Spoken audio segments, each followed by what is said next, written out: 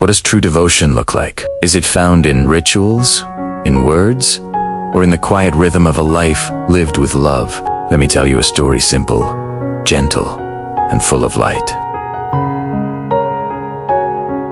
There once lived a seeker who believed their heart burned with the purest love for the divine. Day and night, they sang praises, meditated, and felt certain that no one in the world could match their devotion. Sensing this quiet pride, the divine whispered, "Go to the village by the river. Their lives, someone whose presence may teach you more than words ever could." Curious, the seeker journeyed to the village.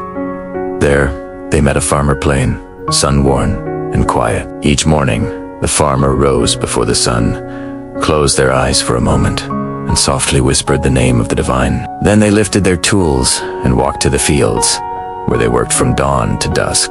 At night, just before sleep, they whispered that sacred name once more. The seeker thought to themselves, "This person speaks the name of the divine only twice a day, once at dawn, once at night, and spends the rest of their time buried in the dust of daily life.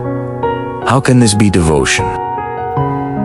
The divine then gave the seeker a task. "Take this bowl, fill it to the brim with milk, and walk through the entire village without spilling a single drop."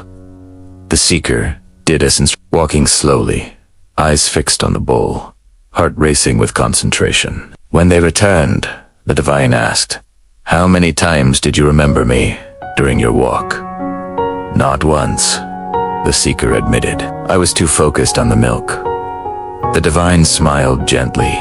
"This bowl absorbed your whole attention. Yet the farmer, burdened with the weight of family, labor, and survival, still remembers me twice. Each day with sincerity and love. Isn't that devotion too?"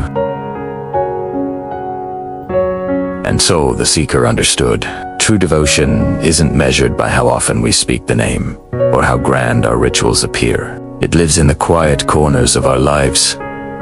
The breath before work begins, in the sigh before sleep, in the heart that remembers, even when the world demands everything else. Now ask yourself, do I remember the sacred in the midst of my daily tasks? Is my heart humble enough to see devotion in others, even when it looks different from mine? Can I carry love quietly, like a bowl of milk, without spilling it? Sometimes, the most profound worship is not in the noise but in the stillness between two whispered words.